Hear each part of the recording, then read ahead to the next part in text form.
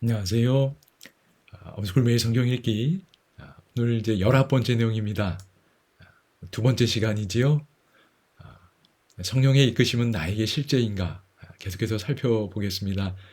지난 시간에 이제 고넬료와 관련된 이야기 이제 마무리했고요.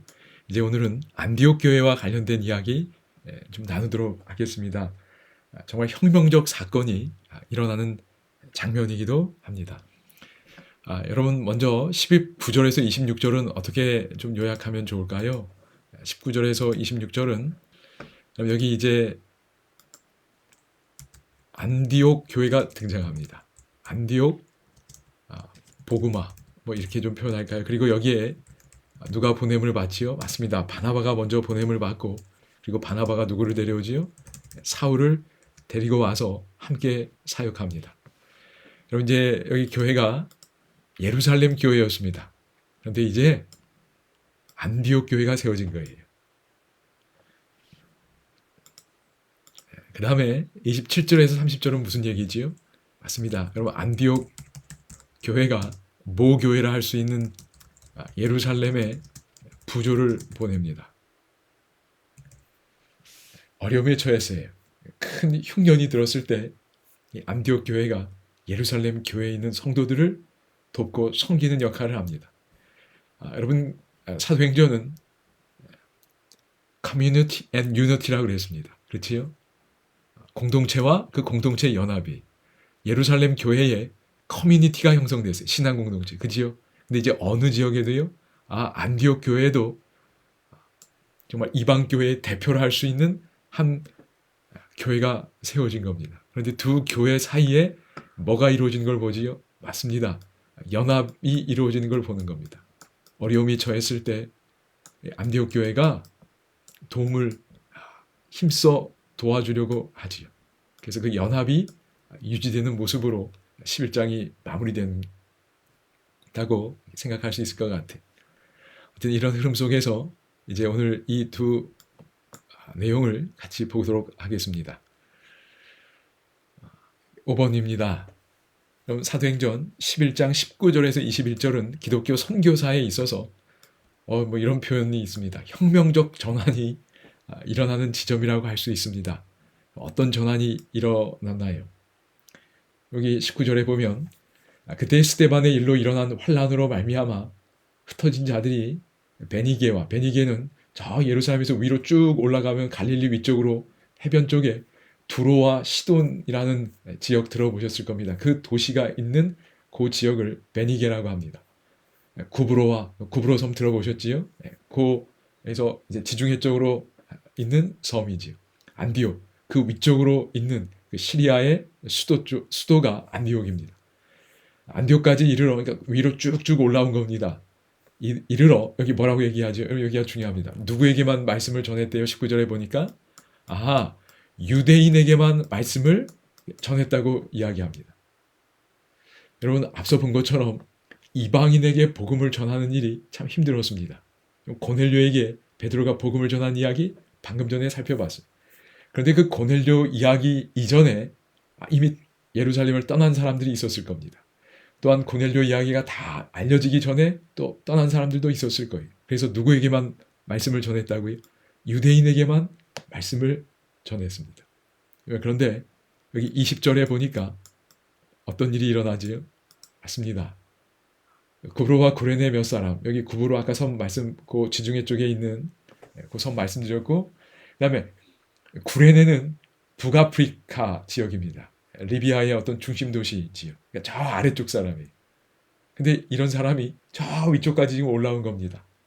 안디옥이라는 그 시리아의 그 중요한 도시에 이르러 여기 뭐라 그러지요? 헬라인에게도 말하여 주 예수를 전파했다고 이야기합니다. 여기 헬라인에게도 복음을 전하는 일이 일어납니다. 19절에서는 유대인, 20절에서는 헬라인에게도 복음을 전했다고 이야기하지.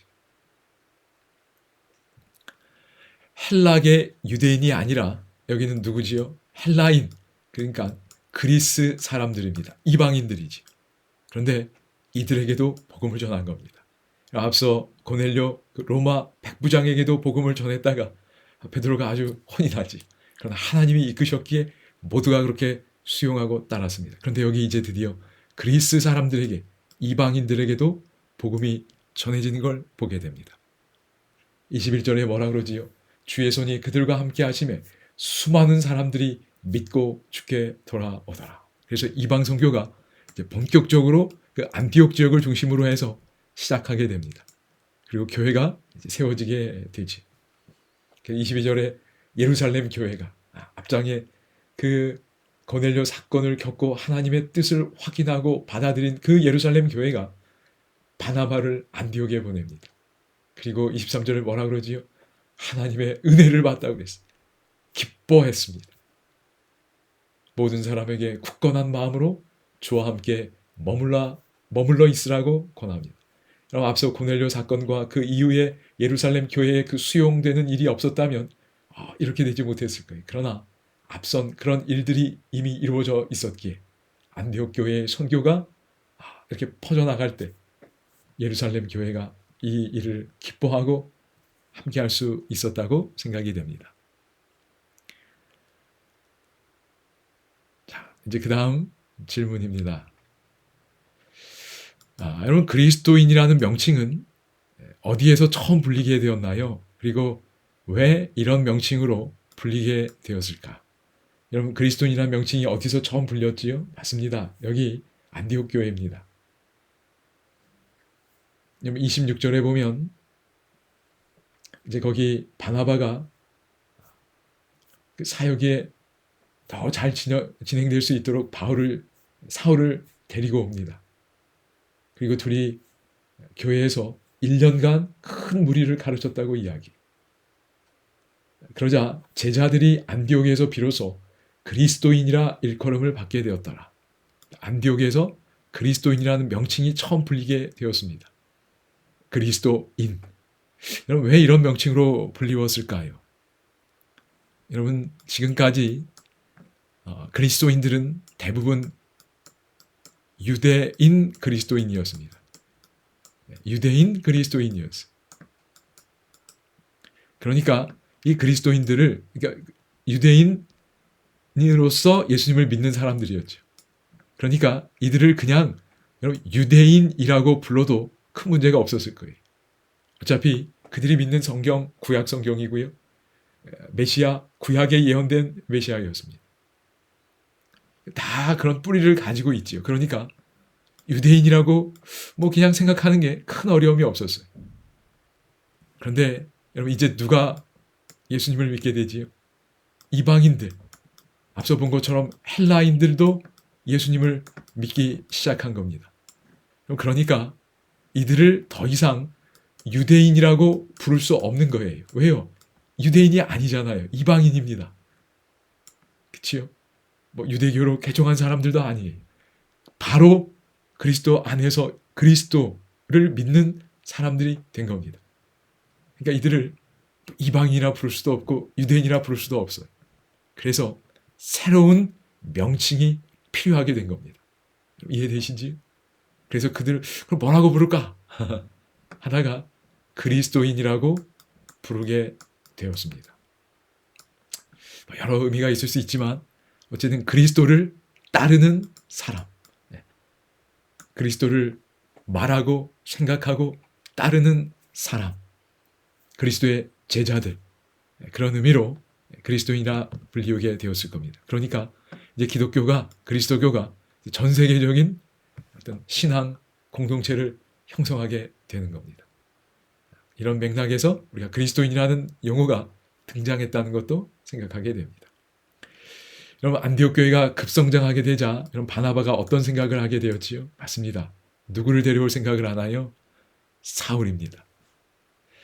그때 사울은 고향 다소에 물러나 있었습니다. 모르겠습니다. 한 6, 7년 흘렀는지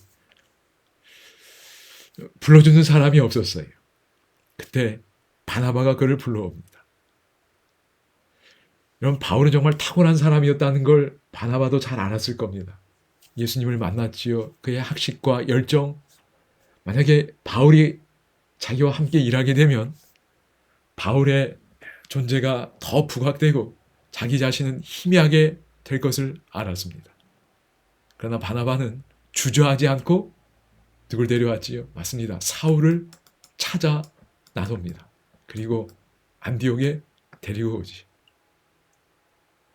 그래서 이후 이제 사도행전은 바울이 주도해서 써나가게 됩니다. 그래서요, 바나바에 대해서 우리가 참 다시 한번 생각하게 됩니다. 그럼 바나바가 어디서 등장하지요? 사도행전 4장에 바나바 이야기가 나옵니다.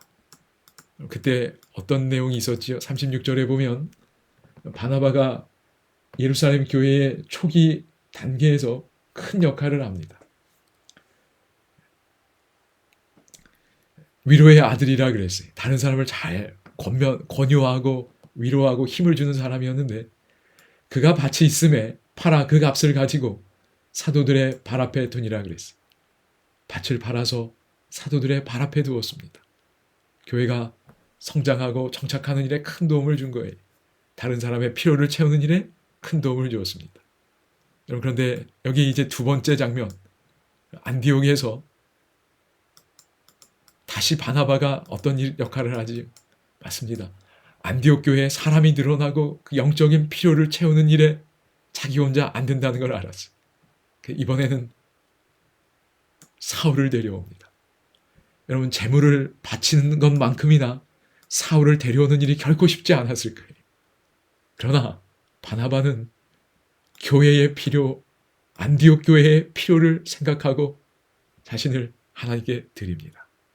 그래서 밭도 바칠 수 있었고 사울도 데려올 수 있었다고 생각이 됩니다. 그래서 예루살렘 교회가 더 든든히 세워졌고 안디옥 교회가 더 든든히 세워졌어요. 여러분, 오늘 우리 교회도 바나바 같은 사람 정말 필요한 것 같아요. 내가 직접적으로 일하는 것도 중요하지요. 그러나 다른 누군가가 일할 수 있도록 돕는 역할 정말 중요한 것 같아요. 일꾼을 소중하게 여기고 누군가가 일할 수 있도록 도와주고 배려하고 때로는 정말 보호해주는 역할도 하고요.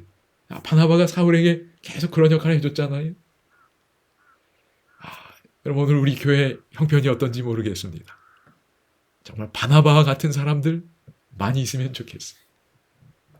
여러분, 오늘 제목이 뭐지요? 성령님의 이끄심은 나에게 실제인가? 그럼 바나바처럼 하면 성령님이 이끌고 계시는 겁니다. 그 이끄심의 리스폰스, 반응하는 거예요. 이런 역사가, 일들이 많이 있으면 좋겠습니다. 누군가를 세워주고 일할 수 있도록 도와주는 역할, 성령님의 이끄심입니다.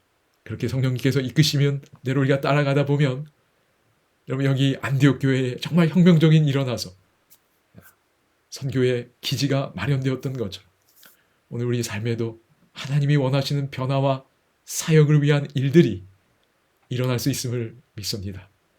그래서 오늘 찬미 다시 한번 빈들의 마른 풀같이 들으시면서 우리가 성령의 이끌림 받고, 그래서 여기 사람들 바나바처럼 또 안디옥 사람들처럼 그렇게 쓰임받는 주의 종들이 될 수 있기를 소망해 봅니다.